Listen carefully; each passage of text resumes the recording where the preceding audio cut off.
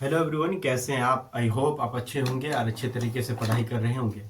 आज हम लोग इस वीडियो के माध्यम से एक बहुत ही महत्वपूर्ण प्रश्न है जो कई बार प्रश्न में पूछा जाता है और ख़ास करके क्लास आप अपने टेक्स्ट बुक में देखिएगा तो ये प्रश्न रहता है। तो मुझे लगता है कि ये प्रश्न आपको बनाने के लिए आना चाहिए। तो चलिए हम सीखने के प्रयास करते हैं। ठीक है, देखो इधर क्या है प्रश्न। बहुपद के शून्य ज्ञात करें। ठीक है, आइए हम शून्य ज्ञात करते हैं। अगर ये समझ में आ जाए तो कभी अगर प्रश्न ऐसे दे दिया जाए कि बहुद्विघात समीकरण के प्रश्न को हल करें या शून्य ज्ञात करें तो ऐसे ही बनेगा। तो चलो देख लेते हैं। ये प्रश्न अगर दिया रहे तो सबसे पहले आपको ये करनी है, पहले तो आप हल लिख लो। हल लिख लिया आप, उसके बाद आप क्या कर लीजिए, 2x स्क्वायर प्लस में 5x प्लस में 3, अब बराबर में शून्य लिख लो। ठीक है, एक काम हो गया आपका। दूसरा काम क्या करनी है सो देखनी है आपको। दूसरा एक तो रफ लिख लो और इस दोनों को ना आपस में गुना कर लो। गुना कीजिए तो कितना होगा, जब आप गुना कीजिएगा ना तो 6 होगा। ठीक है, और एक्स स्क्वायर होगा। अब यहाँ पर खेल खेलो मेरे साथ। खेलो कि दो अंक ऐसा ढूंढो जिसको गुना करने पर 6 आए। तो आपके जहन में ये आता होगा 3 दूना 6। हाँ सही है, 3 दूना 6, अपने गिनती सही सीखी है। लेकिन 3 दूना 6, तो 3 और कितना हो गया 2, 3 दूना कितना हो गया 6। देखो गुना करके हम ये वाला प्राप्त कर लिए। अब याद ये रखना है, जब अंतिम में पहले सुन लो, फिर से एक बार रिपीट कर देते हैं हम क्योंकि सीखना है। इस दोनों को आपस में गुना करो, गुना करके आप लिख लीजिए। उसके बाद दो अंक ऐसा ढूंढो जिसके गुना करने पर 6 आए। तो 2 अंक हमने ढूंढ लिया, 2 और 3। ठीक है, अब यहाँ पर देखिए ये बीच वाले नंबर को देखो, इसको जोड़ के या घटा के बीच वाले नंबर को करना है। तो जोड़ दीजिए, आपने जोड़ दिया। 2x इसमें भी लगा लो, x में लगा लो। देखो जोड़ोगे तो 5x हो जाएगा और गुना करोगे तो 6x स्क्वायर हो जाएगा। तो आइए आप जहाँ पर 5x है उसके जगह पर हम इसको लिख देते हैं। अगर आपके मन में ये होगा कि हम काहे लिखे, तो याद रखना, देखिए 5 है। ठीक है, आपके पास 2 रुपया है, अब प्लस में कोई 3 रुपया दे दिया, फिर भी तो 5 है ना। मतलब ये हुआ, कोई बोला कि कान पकड़ो बाबू, आराम से कोई इस तरीके से पकड़ लिया और कोई घुमा के पकड़ लिया, बात दोनों सेम है ना, कान ही ना पकड़ा। तो यही इसी प्रकार से 5 ये भी लिखा हुआ है और ये भी 5 लिखा हुआ है। तो जहां पर 5 है वहां पर हम क्या लिख देंगे, इस प्रकार से लिख देंगे। लिखने का एक्शन सिर्फ चेंज हो गया, लेकिन बात वही है। आप देखो यहाँ पे 5 2x स्क्वायर, अब 5x की जगह पर लिख देंगे 2x प्लस में 3x प्लस में 3 बराबर में 0।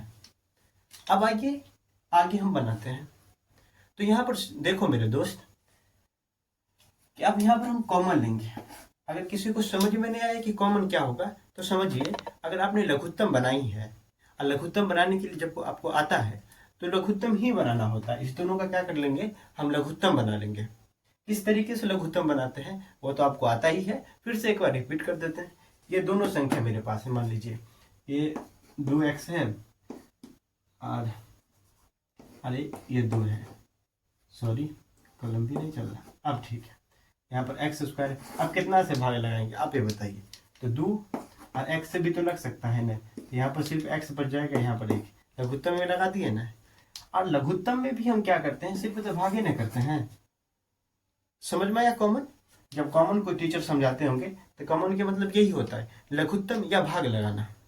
ठीक है, तो अब यहाँ पर हम क्या करते हैं, भाग लगाते हैं 2 से, और यहाँ पर x भी लिख देंगे, याद रखना। तो यहाँ पर सिर्फ x बच जाएगा, देखो ऐसे, और प्लस में 1।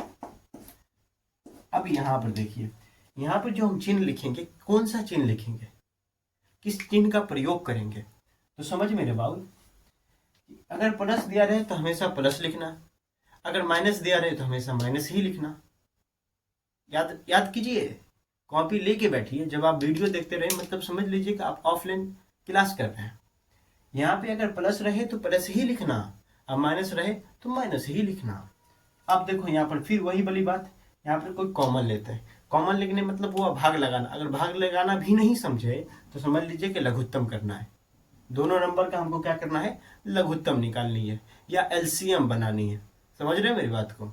अब आगे देखो, यहाँ पर 3 याद रखना, 3 ले लिए।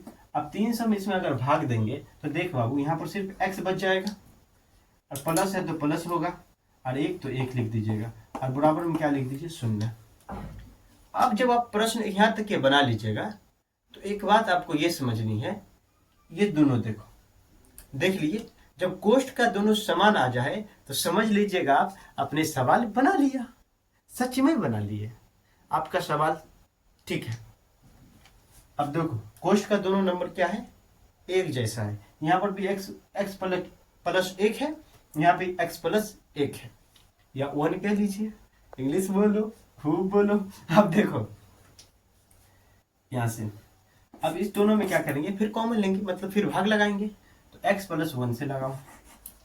टीचर सब समझाते होंगे आपको, जब ऑफलाइन क्लास में पढ़ते होंगे, तो इस दोनों में से एक होकर निकाल ले, वही समझ लो, निकालिए ले ये। हाँ अब देखो यहाँ से अगर इसको निकाल लीजिएगा तो सिर्फ यही बचेगा ना, चलो, और इसको निकाल लीजिएगा तो सिर्फ यही बचेगा ना, बराबर में क्या हो गया, आपका खंड हो गया, लेकिन शून्य नहीं निकला, शून्य भी तो निकालनी है ना। तो शून्य निकालने के लिए मेरे दोस्त क्या करना है, इसको इस तरीके से बांट लो, x प्लस में 1 लिख लो, बराबर में 0 लिख लो, x प्लस 2 प्लस में 3 बराबर में 0। अब देखो प्लस वाले को उधर ले जाओगे तो माइनस, और 2x, अब प्लस वाले को उधर लेके जाओगे तो क्या बन जाएगा, माइनस, तो x बराबर हो जाएगा 3, और बट्टे में क्या हो जाएगा 2। यही हमारा शून्य निकल गया।